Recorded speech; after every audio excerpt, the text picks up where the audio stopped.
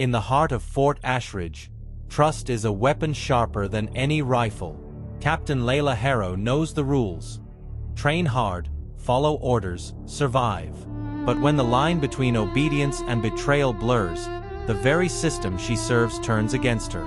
Sabotage in the shadows, lies stitched into logs, orders designed to kill. Every step forward could be a trap, every ally a traitor. And in a war where the enemy isn't always visible, survival isn't about courage. It's about seeing the danger before it sees you. This is the story of a soldier who refuses to die quietly, who refuses to follow a command that kills. In a place built on discipline, only instinct can save her, and even that may not be enough. Like and subscribe to our channel now as we dive into the story. Fort Ashridge woke before the sun. Floodlights cut pale scars through the morning haze, revealing a training ground hardened by years of boots, blood, and silence. The air smelled of dust and cold metal. Recruits stood in formation, muscles tight, eyes forward, waiting. They were waiting for Captain Leila Harrow. She arrived without announcement, her steps measured, her presence immediate. Years of deployment had carved discipline into her posture and restraint into her expression. As lead combat trainer, she held the most unforgiving role on base, a position few wanted and fewer respected. Leila respected the ground. She moved down the line, correcting grips, adjusting stances, testing resolve with a single glance. Weakness was not punished here, only dishonesty. That was her rule. Not everyone appreciated it. From the edge of the field, several officers watched in silence. Major Evan Cole leaned against a transport vehicle, arms folded. His eyes followed Leila with a mix of irritation and calculation. "She pushes them too hard," he said. "She pushes us too hard," Lieutenant Brandt replied quietly. "Command notices when her numbers outperform everyone else." Cole's jaw tightened. "And when something goes wrong, it'll be her methods they question first." The words were casual. The meaning wasn't. Orders came down shortly after. Adjustments to the obstacle course, a reshuffling of the morning drill schedule. Nothing unusual on paper. Leila reviewed the changes, noted them, approved the run. She trusted procedure. The first wave moved out. Boots struck dirt in clean rhythm. The wall climb came next. Weathered wood, thick rope, familiar height. Leila watched closely as she always did. The rope gave way. A sharp crack cut through the air. A recruit fell, hitting the ground hard enough to drive the breath from his lungs. Chaos rippled through the formation. Leila was moving before the dust settled. "Medic," she called, already at the recruit's side. Her hands were steady, voice low, focused. She checked his airway, stabilized his shoulder, spoke calmly until help arrived. Around them, officers exchanged looks. By midday, the incident had become a file. By evening, it had become an accusation. In the command office, the lights were too bright and the air too still. A stack of reports sat between Leila and Major Cole, neatly aligned and signed but unmistakable. "Safety violations," Cole said, not meeting her eyes. "Pattern of excessive risk." Leila read every word. "This rope was logged as inspected 3 days ago," she said. "I didn't authorize a replacement." Cole shrugged. "Oversights happen." Leila closed the file slowly. "So do setups." The room fell quiet. Cole leaned back. "Be careful with your words, Captain. This base runs on trust." That night, long after lights out, Leila returned to the training ground. Floodlights buzzed overhead. The course stood empty, innocent in the dark. She moved methodically, checking equipment with field-hardened patience. She found the rope. The fibers were weakened, cut and rethreaded just enough to pass a glance. Not an accident. Not where. A message. Leila photographed everything. Logged timestamps. Cross-referenced maintenance schedules. She didn't report it yet. First she watched. In the days that followed, glances lingered too long. Conversations stopped when she approached. Orders shifted without explanation. Someone wanted her isolated before they struck again. But Leila Harrow had survived ambushes in deserts and cities that no longer existed on maps. She recognized the shape of one forming now. On the fourth morning, she stood once more before her recruits. "Training continues," she said. "Nothing changes." The sun rose over Fort Ashridge, turning dust into fire. Boots moved in unison. The ground tested them all. And beneath it, something else waited. Something buried. Fort Ashridge believed in order. Everything had a form. Every action had a signature. When something broke, the answer was supposed to be found in a file. But Captain Leila Harrow knew better. War had taught her that systems didn't fail on their own, people failed them. The internal investigation began quietly. No announcements, no formal charges. Just questions asked in narrow rooms by officers who smiled too much and wrote too slowly. Leila sat across from them without shifting in her chair, answering carefully, precisely, the way she had learned to do under interrogation overseas. Did you authorize modifications to the obstacle course? No. Did you personally inspect the rope before training? I inspected the course as logged. So you trusted the logs? Yes. The pause after that answer lingered longer than the rest. Outside the interview room, rumors moved faster than truth. Recruits whispered. Instructors grew distant. Some avoided Leila altogether as if proximity alone could stain them. Her authority remained on paper, but paper didn't command respect on the ground. The sabotage didn't stop. On the second day of the inquiry, a weapons malfunction occurred during a controlled drill. No injuries, just enough to raise alarms. The report cited improper storage. Leila's name appeared again, copied, not signed. On the third day, fuel logs for a transport exercise vanished entirely. Training was delayed. Schedules collapsed. Someone wanted chaos attributed to her command. Leila started sleeping less. She walked the base at night, memorizing patterns. Who stayed late? Who avoided cameras? Who moved where they didn't belong? The floodlights revealed little, but shadows always told the truth. It was during one of those walks that she noticed Sergeant Noah Reyes. Reyes had been logistics for 3 tours before Ashridge. Quiet, competent, invisible in the way good soldiers often were. He stood near the supply cages long after his shift ended, watching the locks. You looking for something, Sergeant? Leila asked. Reyes didn't flinch. No, ma'am. Just making sure nothing goes missing. Leila studied him. Anything missing lately? Reyes hesitated. Just a fraction too long. Logs, he said. Digital and physical. Someone's cleaning up after themselves. That was the first confirmation she hadn't imagined it. The investigation panel reconvened that afternoon. This time, a civilian auditor joined them, stern, detached, unimpressed by rank. Major Cole sat across the table, composed, confident. Leila presented her findings calmly. Photos, timestamps, discrepancies. She didn't accuse. She let the evidence breathe. The auditor frowned. These modifications required access clearance. Yes, Leila replied. Mid-level command clearance. Eyes shifted subtly. Not toward her. Cole leaned forward. You're suggesting a coordinated effort. That's a serious claim. So is negligence, Leila said evenly. Which is what you've been implying. The room tightened. That night, the sabotage escalated. A fire alarm blared in the barracks just after midnight. Recruits evacuated into the cold, confusion spreading fast. No fire. Just tripped sensors. Leila stood outside, watching the faces in the crowd. Fear, anger, exhaustion. This wasn't about removing her anymore. It was about breaking morale. By morning, command issued an order. Leila was temporarily relieved of field authority pending the investigation's conclusion. She could observe. Advise. Not lead. Someone had finally landed a blow. Leila accepted the order without protest. But as she handed over her field access card, she caught Major Cole watching her, not with triumph but with urgency. That was new. Later that day, Sergeant Reyes found her near the old vehicle depot. They're rushing, he said quietly. Deleting logs. Moving equipment. Whatever they're planning, it's close. Leila looked out over the base she had bled for, trained for, believed in. Good, she said. That means they're scared. The ground beneath Fort Ashridge was shifting. Lines of trust were cracking. And somewhere inside the system, someone was preparing their final move. Leila Harrow wasn't in command anymore, but she was still in the fight. Being relieved of command gave Leila Harrow something she hadn't had in months. Freedom. No briefings to lead. No formations to command. No eyes openly tracking her movements, at least not the obvious ones. Fort Ashridge still ran on schedules and silence, and Leila learned quickly where the silence was thickest. She followed it. The first crack came from the old server room beneath the logistics wing, officially decommissioned, unofficially humming at odd hours. Sergeant Noah Reyes gained access using credentials that should have been expired. Someone reactivated a mirror archive, he told her in a low voice, the glow of the monitors painting his face blue.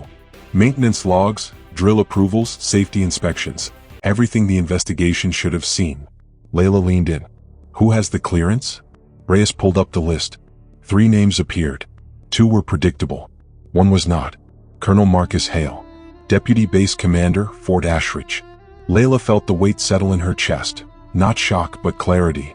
Hale was respected, untouchable. A career builder.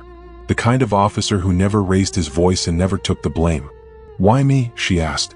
Reyes didn't answer immediately. Instead, he cued a file marked Performance Metrics, Training Command. Leila scanned the data. Her unit's results were highlighted in red. Readiness scores higher than any other on base. Injury rates lower. Attrition minimal. "You made everyone else look replaceable," Reyes said quietly. "Including him." Hale had built his career on doctrine and appearances. Leila had built hers on outcomes. And outcomes had started attracting attention beyond Ashridge. Promotion boards, oversight committees, external audits. She was a threat. They moved carefully after that. Reyes traced altered timestamps back to Hale's executive assistant. Supply orders rerouted through shell approvals. Incident reports ghost-written and queued for automatic release. The sabotage hadn't been reckless. It had been elegant. But elegance leaves patterns. The final piece came by accident. A late-night transport request flashed across Reyes' console, unauthorized, high priority. A live-fire exercise scheduled for dawn, rerouted through a training corridor still under maintenance. Leila's blood ran cold. "They're planning another accident," she said. "This one won't stop at paperwork." She requested an emergency meeting with the civilian auditor. Was denied. Hale was moving faster now. Leila made a choice. At 0430 hours, she entered the operations center. Not as a commander, but as a soldier who refused to look away. Reyes fed the mirror archive to an external oversight channel, bypassing base command entirely. Alarms didn't sound. That was the most frightening part. The exercise began on schedule. Vehicles rolled. Weapons were loaded. Recruits followed orders they trusted. Leila intercepted the convoy at the corridor entrance. "Stand down," she ordered. A lieutenant hesitated. "Ma'am, Colonel Hale authorized this run." Leila stepped into the vehicle's path, fear burning clean and bright in her chest. "Then Colonel Hale can explain why this route is compromised." Minutes later, Hale arrived. He didn't shout. He didn't threaten. He smiled. "You're out of line, Captain," he said softly. "This is insubordination." Leila held his gaze. "This is prevention." The civilian auditor's voice cut through the channel moments later. Sharp, unmistakable. "Colonel Hale, step away from the operation." Silence fell over the corridor. By noon, Hale was escorted off base. The investigation widened. Names surfaced. Careers unraveled. The sabotage was no longer a rumor, it was a case study. Leila stood alone on the training ground that evening, watching the sun dip low over Fort Ashridge. The dust glowed gold just as it always had. She hadn't won. She had survived. And survival, she knew, always carried a cost. From the shadows, new eyes were already watching. Because conspiracies didn't die. They adapted. Fort Ashridge did not sleep the night Colonel Hale was removed. Lights burned in offices long after taps. Files were pulled, copied, locked again. Officers who had laughed easily the week before now spoke in measured tones, careful with every word. Trust, once cracked, no longer fit cleanly back into place. By morning, the base wore a different face. Captain Leila Harrow stood before the reinstatement board in a narrow room stripped of ceremony. No applause. No apologies. Just a quiet statement read from a screen. Field authority restored, effective immediately. That was it. Leila nodded once. She had not expected more. The training ground greeted her with restraint. Recruits snapped to attention, but their eyes searched her face, as if measuring the distance between strength and consequence. Instructors followed orders precisely, yet something cautious lingered beneath their discipline. Victory had changed the temperature. Sergeant Noah Reyes walked beside her as she inspected the course. "Hale didn't act alone," he said. "That much is clear." Leila tightened a strap on a harness. He never would have risked it otherwise. The investigation had exposed a network. Minor officers, civilian contractors, quiet approvals passed through personal channels. But it stopped just short of something larger. Higher command had drawn a clean line, closed the case, declared the threat contained. Too contained. The first sign came 3 days later. A formal notice arrived from regional command. Fort Ashridge would host a joint readiness evaluation, observers arriving within the week. Officially, it was routine. Unofficially, it was punishment disguised as oversight. They want to see if the base is stable, Reyes said. No, Leila replied. They want to see if I am. Training intensified overnight. Schedules doubled. Live drills replaced simulations. Pressure rolled downhill, and Leila absorbed it without complaint, shielding her recruits where she could. But strain reveals fractures. An instructor collapsed during a night drill, exhaustion, dehydration. The report blamed poor supervision. Again, her name surfaced, subtle this time, penciled in margins rather than stamped in ink. Someone was still reaching. Leila requested full access to the evaluation protocols. Denied. The observers would operate independently, reporting directly to command. That evening, a sealed envelope appeared in her locker. Inside was a single page, unsigned. You should have stopped when you had the chance. No threat. No demand. A warning. Leila burned the paper in a steel drum behind the motor pool. She watched it curl into ash, feeling neither fear nor anger, only resolve. Whoever remained had learned from Hale's mistake. They would not rush. The evaluation began under a merciless sun. Observers in clean uniforms stood apart, clipboards in hand, watching soldiers move through drills designed to expose failure. Leila's voice cut clear across the ground, steady, controlled. Then the radios went dead. Not all at once. Just enough to fracture coordination. Units hesitated. Confusion crept in. Leila switched to hand signals instantly, her body moving where commands could not. The recruits responded, fast, disciplined, trained for chaos. The observers exchanged looks. Later, in the debriefing tent, one of them finally spoke. Your unit adapted unusually well. Leila met his gaze. They were taught to. That night, Reyes brought her something worse than sabotage. Regional command flagged a transfer, he said. Your name's on it. Leila took the tablet, scanning the orders. Forward deployment. Conflict zone. Immediate availability. A promotion on paper. An exile in reality. They weren't done with her. They were moving her. Leila looked out over Fort Ashridge one last time. The dust, the lights, the ground that had tested her more than any battlefield. Good, she said quietly. If they think distance will make this disappear, they don't know how wars work. She handed Reyes her training schedule. Keep them ready. As the transport lifted off before dawn, Fort Ashridge shrank beneath her. Somewhere above the clouds, a new front waited. And behind her, unfinished business burned quietly. The transport touched down at Forward Operating Base Kestrel just before dawn. Heat rose from the ground in visible waves, blurring the edges of the horizon. The base was smaller than Ashridge, rougher, sandbag walls, patched antennas, and the constant hum of generators struggling against the climate. This was not a place for politics, or so it claimed. Captain Leila Harrow stepped off the ramp, boots sinking into red dust. She scanned the perimeter automatically, noting blind spots, guard rotations, the way tired soldiers leaned on routine more than vigilance. Welcome to Kestrel, said Major Daniel Cross, extending a hand. We hear you're very good at cleaning up messes. Leila shook his hand once. I'm good at finding the truth. Cross smiled thinly. You'll fit right in. Her assignment was simple on paper. Advisory role, training local units, evaluating readiness for an upcoming operation. No command authority. No long-term presence. Just enough responsibility to carry blame if things went wrong. She'd seen the pattern before. Within hours, she sensed the familiar pressure. Misaligned schedules, incomplete briefings, equipment arriving late or not at all. Small failures easily dismissed, easily stacked. At night, Leila listened to the base breathe, distant gunfire, the thud of helicopters, radios crackling with half-finished sentences. She slept lightly, her instincts sharpened by the knowledge that someone, somewhere, was watching how she moved. Back at Fort Ashridge, Sergeant Noah Reyes watched different patterns unfold. He noticed new faces in administrative offices, temporary analysts with permanent access, requests routed through unfamiliar channels, a quiet effort to rebuild control under the guise of reform. Reyes copied everything. At Kestrel, Leila ran her first joint exercise. The local unit moved well, too well for a group allegedly undertrained. They anticipated commands she hadn't given, covered angles not in the briefing. Someone had fed them a different plan. After the drill, she confronted Cross. You're testing me, she said. Cross didn't deny it. Command wants to know if the problem followed you here. And if it didn't? Then we look for who sent it.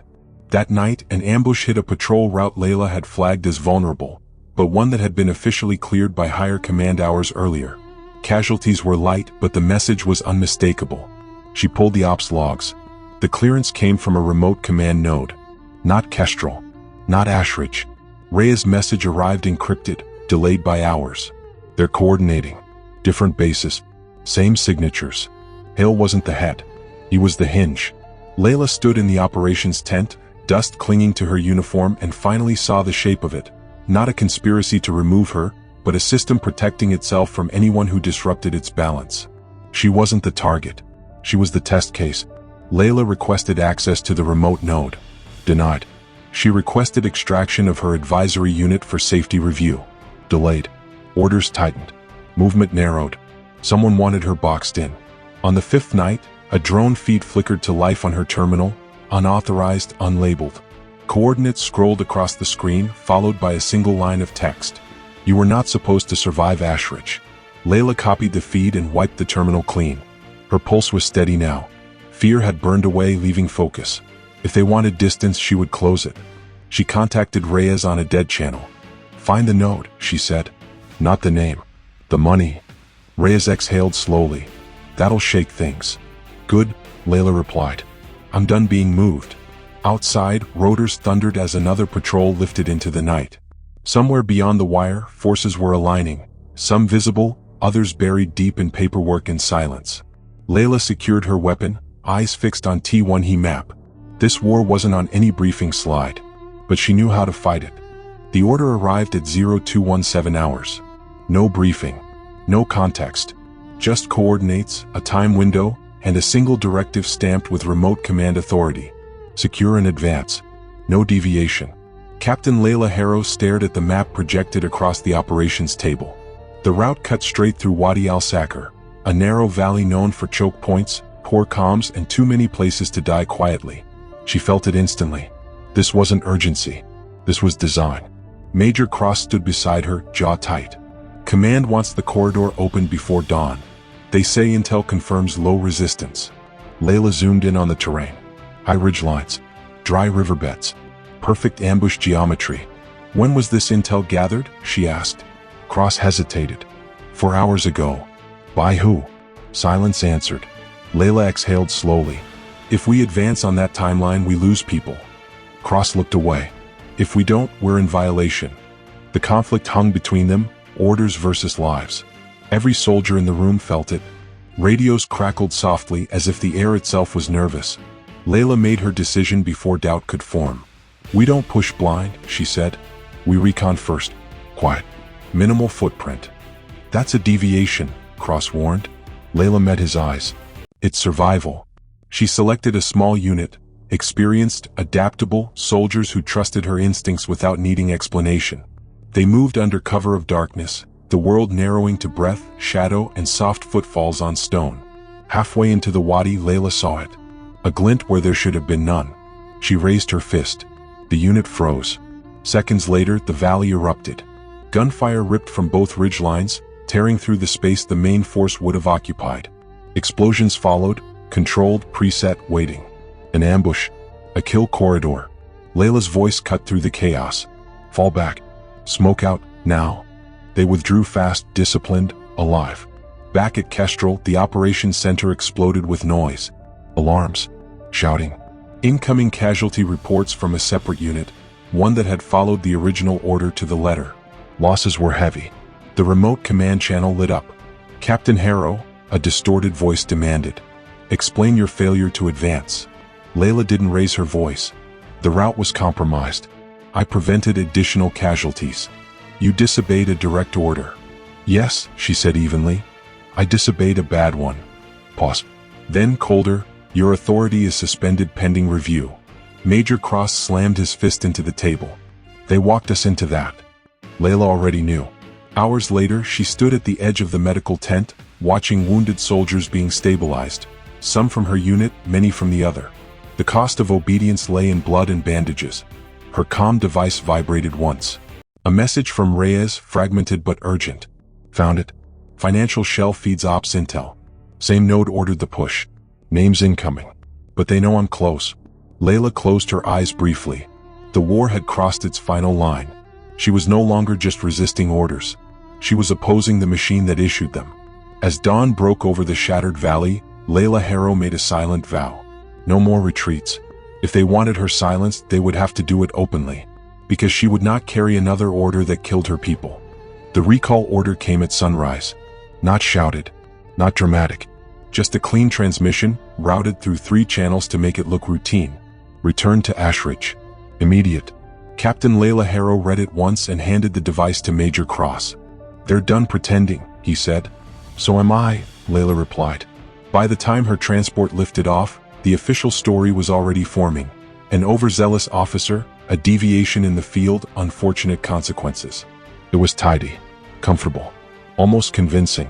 At Fort Ashridge, Sergeant Noah Reyes had gone quiet. His last message arrived mid-flight, stripped of encryption and urgency alike. "If this ends badly, remember, it wasn't you. It was the system protecting itself." When Leila landed, she wasn't taken to command. She was taken to a hearing room. No insignia, no windows, just a table, a recorder, and 3 officers who avoided saying her name more than necessary. The charge was framed carefully: failure to follow lawful orders under operational pressure. Leila didn't argue. She presented facts, maps, drone feeds, timelines, medical reports. The mirror archive Reyes had risked everything to expose. Financial links connecting the remote command node to procurement contracts and falsified intelligence pipelines. The room shifted. One officer stood and left without a word. The recorder was turned off. By evening, the charges were suspended. Not dismissed, suspended. Enough to quiet the noise. Enough to save face. Colonel Hale's name surfaced again. Then others. Some retired early. Some transferred. The machine shed pieces, lighter now, still intact. Reyes reappeared 2 days later, exhausted, thinner, alive. "They won't say thank you," he said quietly. Leila managed a tired smile. "They never do." The official summary was brief. The ambush was labeled a communications failure. The investigation a procedural correction. Leila's record showed no fault and no commendation. She was offered a desk role. She declined. Weeks later, Leila stood once more on the training ground at Fort Ashridge. New recruits. New faces. The same dust rising under the same sun. She spoke without anger. "Orders matter," she told them, "but judgment matters more. You are soldiers, not machines. And if the day comes when following a command means abandoning your people, you already know what choice you'll have to live with." They listened. That was enough. Fort Ashridge moved on. So did the war. Systems adjusted as they always did. But somewhere inside the quiet spaces of the military, a lesson had been learned. One that wouldn't appear in any report. Captain Leila Harrow remained where she belonged. Not celebrated. Not erased. Present. And for those who watched closely, that was the most dangerous outcome of all.